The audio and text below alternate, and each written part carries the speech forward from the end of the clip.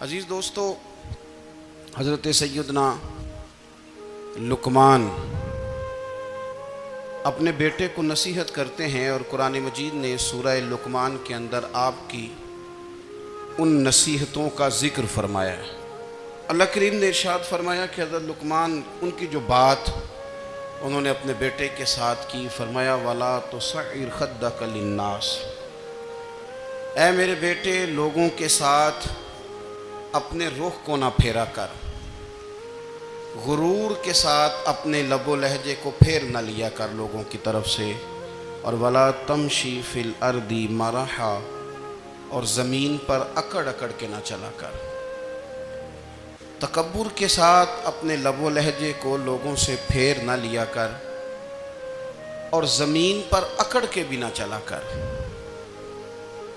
جناب لقمان اپنے بیٹے کو نصیحت فرما رہے ہیں اور اللہ نے اس کا ذکر قرآن مجید میں فرمایا ہے۔ اسلام ہماری تربیت کرتا ہے ہر موقع پر، اور ہمیں اسباق پڑھاتا ہے زندگی ساری گزارنے کے لیے۔ انسان کی بات کا دوسرے پر بڑا اثر ہوتا ہے، لیکن اس کی بات کے ساتھ ساتھ اس کے لہجے کا بھی بڑا اثر ہوتا ہے۔ کھانے کا بھی بڑا اثر ہے، لیکن کھانا آپ کس برتن میں رکھ کے دے رہے ہیں اس کا بھی بڑا اثر ہے۔ آپ نے کھانا کس طرح سجایا ہے، کس جگہ کسی کو بٹھایا ہے، اس کا بھی بہت زیادہ اثر ہے۔ اسلام یہ کہتا ہے کہ آپ کا جو لب و لہجہ ہے وہ ہمیشہ اچھے اخلاق والا ہونا چاہیے۔ لہجے جو ہوتے ہیں نا، لہجے، لب و لہجہ، وہ بڑی تاثیر رکھتا ہے، بڑا اثر رکھتا ہے۔ چھوٹا سا بچہ ہوتا ہے، اسی بچے کے آپ نے گال پہ محبت کے ساتھ ہاتھ پھیرا تو وہ ہنس دیتا ہے،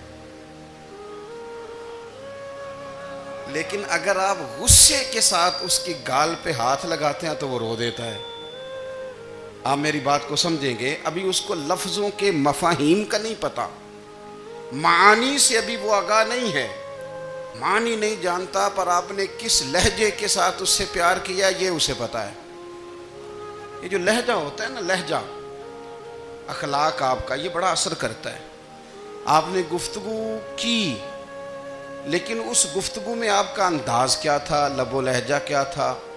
کچھ لوگ کہتے ہیں میں نے کوئی غلط بات کی ہے، بالکل ٹھیک بات کی ہے۔ بھئی آپ کی بات ٹھیک تھی، پر آپ کا انداز ٹھیک نہیں تھا۔ جہاں بات ٹھیک ہونا ضروری ہے نا، وہاں انداز ٹھیک ہونا بھی بڑا ہی ضروری ہے۔ آپ کے لہجے کا خوبصورت ہونا اور آپ کے لفظوں کا حسین ہونا بھی بڑا ہی ضروری ہے۔ اگر آپ تھوڑا سا معاشرے میں غور کریں تو کچھ لوگ ایسے ہیں جو طبعاً ہی بیچارے دنیا میں آئے ہی شکوہ کرنے کے لیے، ان کے لہجے سے نہ ترش روئی برستی ہے، تلخی ہے۔ وہ جی میں فلاں آدمی کے پاس گیا تو اس نے میری بات نہیں سنی، فلاں شخص سے میری ملاقات ہوئی، میں نے وقت گزارا پر وہ بندہ ٹھیک نہیں نکلا، فلاں کے ساتھ میں آگے بڑھنا چاہ رہا تھا پر میرے معاملات چل نہیں سکے۔ تو بھئی آپ دوسروں کو ناپتے اور تولتے رہے، آپ کو یہ دیکھ لینا چاہیے تھا کہ آپ کا انداز فکر ہی کہیں غلط نہ ہو۔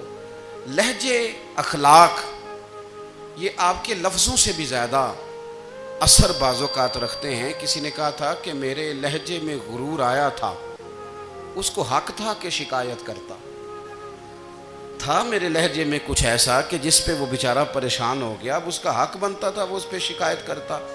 تو میرے عزیز، آپ بات کو یاد رکھیں گے کہ جو اخلاق ہے، آپ کا جو اخلاق ہے، جو آپ کا کردار ہے، وہ اپنی ایک خوبصورتی رکھتا ہے۔ اس لیے میرے نبی پاک صلی اللہ تعالیٰ علیہ وآلہ وسلم نے فرمایا تم میں کامل مومن وہ ہے جس کا اخلاق زیادہ اچھا ہے۔ جو کہانیاں زیادہ سناتا ہے وہ نہیں، جو اپنی خدمات زیادہ بتاتا ہے وہ نہیں، جو باقی سب کی نفی کر کے کہتا ہے کہ دنیا میں کوئی بندہ ٹھیک نہیں، صرف میں ٹھیک ہوں، وہ والا بندہ نہیں، بلکہ فرمایا جس بندے کا اخلاق زیادہ اچھا ہے۔ اخلاق دیکھیں، اور یہ بھی شکر ہے ابھی تک اس پر ٹیکس بھی کوئی نہیں، یہ بھی مقام تشکر ہے۔ تو اگر آپ بات کریں اور اس میں تھوڑی سی مٹھاس پیدا کر لیں، آپ تھوڑی سی بات میں نا مٹھاس، میرے ایک کلاس فیلو ہیں تو وہ تقریر کر رہے تھے اور میں سن رہا تھا، تو مجھے بعد میں کہنے لگے آپ تبصرہ کریں میں نے کیسی تقریر کی ہے. یہ ہوتا ہے نا جی، بعض اوقات دوست بیٹھتے ہیں بے تکلف تو کئی دفعہ کچھ باتیں ایسی ایک دوسرے کے ساتھ کرتے ہیں. تو مجھے کہنے لگے آپ بتائیں کہ میں بات کر رہا تھا تو کیسی تھی. تو میں نے کہا جب آپ بات کر رہے تھے تو میں ڈر رہا تھا، مجھے لگ رہا تھا کہیں آپ لڑ نہ پڑیں. بھئی آپ اطمینان سے بات کریں، آپ تسلی سے بات کریں، آپ خندہ پیشانی کے ساتھ بات کریں. میرے نبی پاک صلی اللہ تعالیٰ علیہ وسلم نے فرمایا، مسلم شریف کی حدیث ہے، حضور فرماتے ہیں نیکی کو کبھی چھوٹا نہیں سمجھنا، نیکی کو حقیر نہیں سمجھنا. کچھ نہ ہو سکے تو اپنے بھائی سے مسکرا کے بات ہی کر لیا کرو. بات کرو تو تمہارے لہجے میں ترش روئی نہ ہو. بعض اوقات آپ تلخ بات کرتے ہیں، آپ کا لہجہ تلخ ہوتا ہے تو آپ کی صحیح بات بھی قبول نہیں کی جاتی. لیکن اگر آپ کے لہجے میں مسکراہٹ ہو، آپ کے لہجے کے اندر خوبصورتی ہو، تو آپ کے اپنے بھی آپ کے بیگانے بھی سب کے سب آپ کی بات کو تسلی کے ساتھ سمجھنا وہ گوارا کریں گے. اسی طریقے سے ہمارا دل کرتا ہے کہ لوگ ہماری بات سنیں، ہمارے گرویدہ ہوں، ہم جو پیغام دینا چاہتے ہیں وہ پیغام لوگ اچھے طریقے سے قبول کریں، اس پر لوگوں کی توجہ زیادہ ہو. یہ ہمارا شوق ہوتا ہے. اور دنیا میں اب تو فیمس ہونے کا شوق بڑا بڑھ گیا ہے، اب بڑا بڑھ گیا ہے. اب تو لوگوں کو نا شاید لوگ مقبولیت اسی کا نام لیتے ہیں کہ میرے اتنے لائکس ہیں، اتنے فالور ہیں. اتنے لائکس کیا کریں گے؟ اگر تو قبول ہو جائے تو پھر چلو کسی لائکس کا بھی فائدہ ہے، کسی فالور کا بھی. اور اگر قبول نہ ہو تو پھر کوئی فائدہ. جنوں پریتم اپنا آنکھ ہی نہ، وہ اجے سہاگن ہوئی نہیں. تو جب وہ قبول کر لے پھر تو بڑی بات ہے. اور اگر قبولیت نہ ہو تو پھر بڑے بڑے مجمع بھی کوئی فائدہ نہیں دیتے. ہماری خواہش ہوتی ہے کہ لوگ ہمیں جانیں، لوگ ہمیں پہچانیں، ہمارا بڑا نام ہو، ہمارا بڑا ذکر ہو، ہمارے بڑے تذکرے ہوں. تو میرے نبی پاک صلی اللہ تعالیٰ علیہ وسلم نے ارشاد فرمایا، حضرت ابو ہریرہ رضی اللہ تعالیٰ عنہ روایت کرتے ہیں، حضور فرمانے لگے تم مال کے ذریعے لوگوں کو اپنا گرویدہ نہیں بنا سکتے، پیسے دے کے لوگوں کو پیچھے نہیں لگا سکتے. کتنے کو دو گے؟ دیکھیں نا، پیسوں سے تو بندے کا لالچ شروع ہو جاتا ہے. ایک دفعہ دیں، پھر دوسری دفعہ دیں، پھر تیسری دفعہ دیں. روز دیں گے تو بندہ راضی ہوگا. اور اگر آپ نے 99 دفعہ دیا، ایک دفعہ نہیں دیا تو وہ ناراض ہو جاتا ہے.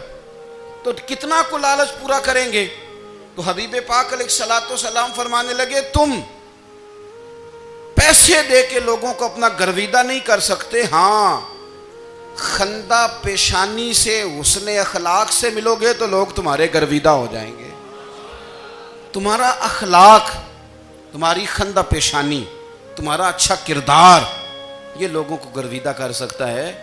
مال و دولت سے لوگ گرویدہ نہیں ہوتے. تو ہمارا وہ جو روزمرہ کا لوگوں کے ساتھ تعلق ہے، لب و لہجہ ہے. میں نے دیکھا ہے بہت سارے لوگ ایسے ہیں جن کے ساتھ لوگ آنا جانا، ملنا بیٹھنا آہستہ آہستہ چھوڑ دیتے ہیں. اور وہ کس لیے چھوڑ دیتے ہیں؟ وہ ان کے رویے کی وجہ سے چھوڑ دیتے ہیں، ان کے انداز فکر کی وجہ سے چھوڑ دیتے ہیں، ان کے شکووں کی وجہ سے چھوڑ دیتے ہیں. مزاج ہوتا ہے نا ہمارا کہ ہمیں شوق ہوتا ہے تعلق زیادہ لوگوں کے ساتھ ہو.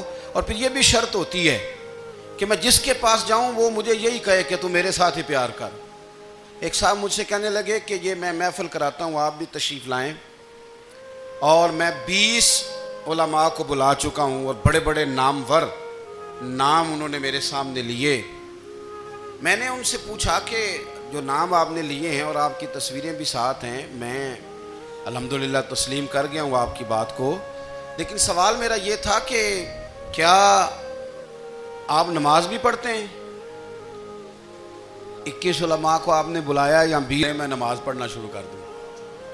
میں نے ان سے کہا خدا کے بندے، اب اگر تو کسی اور کو بتائے گا کہ 20 اتنے بڑے لوگوں سے میرا تعلق کر پڑتا میں نماز بھی نہیں، تو لوگ کیا سوچیں گے کہ 21 مولوی مل کے بھی ایک بندے کو نمازی نہیں بنا سکے. تو آپ اپنے لب و لہجے سے صرف باتوں سے گرویدہ کسی کو کر لیں گے؟ آپ یہ دیکھیں کہ اخلاق کس طرح کا ہے، لہجہ کس طرح کا ہے، آپ کے بات کرنے کا انداز کتنا حسین ہے، اس لفظ کے اندر حسن کتنا زیادہ ہے. نبی پاک صلی اللہ علیہ وسلم بھی تبلیغ فرماتے، ہم بھی تبلیغ کرتے ہیں. میں اور آپ جب تبلیغ کرتے ہیں تو اس تبلیغ کے اندر شکوہ ہوتا ہے اور تنقید ہوتی ہے، اور بعض جگہ میں نے یہ بھی دیکھا ہے کہ طنز ہوتا ہے، طنز. ہم دوسرے کو دین کی دعوت رہے ہیں، لیکن ہمارے لب و لہجے سے طنز اور ترش روئی چھلکتی ہے. تو دولت کے پیچھے لگ گیا ہے، تو بالکل جاہل ہے، تو بالکل تیرے خاندان میں سے بھی کوئی نہیں ادھر آتا. آپ طنز کر رہے ہیں، آپ دعوت دین نہیں دے رہے. دعوت دین تو گلدستے میں رکھ کے پیش کی جاتی ہے. اس کی تو ایک خوبصورتی ہے، اس کا تو ایک حسن ہے، اس کی تو اپنی ایک جاذبیت ہے. غریب ہوتے تھے تو ہمارا خیال ہوتا تھا کہ رحمت کی برکھا ہے، اپنے اپنے حصے کا کرم اڈیل لے اپنے اوپر. فرماتے ہیں منتظر تھے کہ حضور کب ہماری طرف رخ انور پھیریں اور ہم کریم سے کوئی بات سن سکیں. ارشاد فرماتے ہیں کہ ہم بڑے شدید منتظر تھے. دیر کے بعد نبی پاک علیہ الصلوۃ والسلام نے چہرہ انور اٹھایا. دیر کے بعد چہرہ انور اٹھایا. یہ دیکھیں تبلیغ ہو رہی ہے، اور جب حضور نے چہرہ انور اٹھایا تو آنکھوں میں آنسو تھے، رو رہے تھے. اور 3 دفعہ اس کی تیاری کر لو، 3 دفعہ حضور نے یہ جملے دہرائے. کیوں؟ ایک میں تبلیغ کرتا ہوں پر اس میں نہ درد ہے، نہ رونا ہے، نہ وہ لب و لہجہ ہے. ایک حضور دعوت دے رہے ہیں قبر کی تیاری کی، لیکن اس میں آنسو ہیں، اس میں خاص رغبت ہے غلاموں کے لیے. تو اپنی زندگی کے اندر جو ہمارا انداز تکلم ہے، ہمارا انداز گفتگو ہے، میں کہا کرتا ہوں کہ ہم نا دین کے لیے جب کلام کر رہے ہوتے ہیں تو شدت ہوتی ہے ہمارے جملوں کے اندر. بعض مقامات شدت کے ہوتے ہیں. آپ جہاد کی بات کر رہے ہیں، ناموس رسالت کی بات کر رہے ہیں، تو کسی جگہ آپ کے لب و لہجے کے اندر شدت کا ہو جانا برا نہیں ہے، بلکہ وہ اچھا ہے. لیکن میرے عزیز، ہر وقت ہی کچھ لوگ تلخ ہیں. انہیں کسی وقت بھی آپ ان سے ملاقات کر لیں، وہ لوگ آپ کو پریشان ہی نظر آئیں گے. حضرت سیدنا عبداللہ ابن عمر رضی اللہ تعالیٰ عنہ روایت کرتے ہیں کہ نبی پاک صلی اللہ تعالیٰ علیہ وآلہ وسلم نے ارشاد فرمایا کہ جنت میں ایسے بھی کمرے ہوں گے، جنت میں کچھ ایسے کمرے، کچھ ایسے مکانات بھی ہوں گے کہ باہر کھڑے ہوں گے تو اندر نظر آئے گا، اور اندر کھڑے ہوں گے تو باہر نظر آئے گا. یعنی ایک تو تم آئینے لگاتے ہو نا، وہ دیواریں اتنی شفاف ہوں گی کہ اندر باہر سے ان کا حسن دکھائی دے گا. حضرت سیدنا مالک اشعری رضی اللہ تعالیٰ عنہ بیٹھے تھے. کہتے ہیں میں نے فوراً عرض کی حضور وہ ملیں گے کس کو؟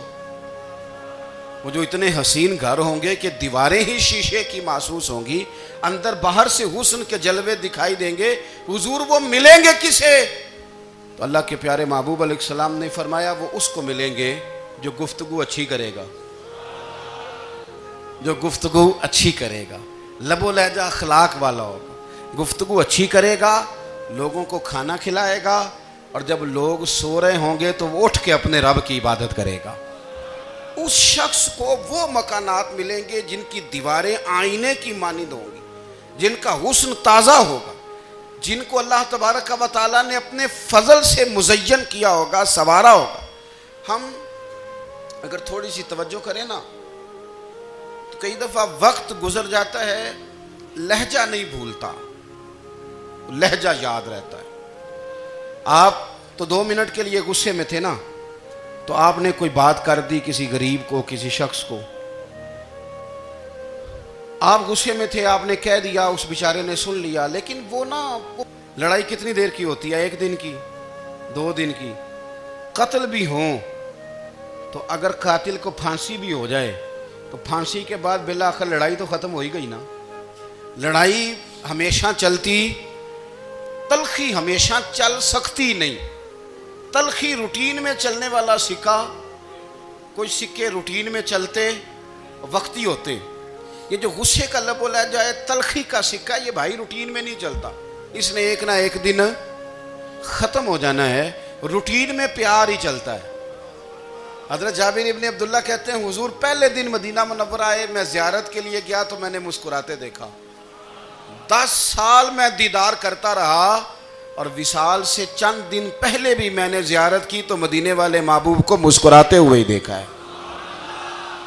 یہ جو آپ کا لب و لہجہ ہے نا، اخلاق والا، حسن والا، مسکرانے والا، یہ لب و لہجہ نا ذرا لمبا چلتا ہے. یہ روٹین ہے، یہ روز چلے گا. یہ سکہ وہ ہے جو رائج الوقت رہتا ہے. یہ کبھی بھی ختم ہونے والا یہ خزانہ ہے.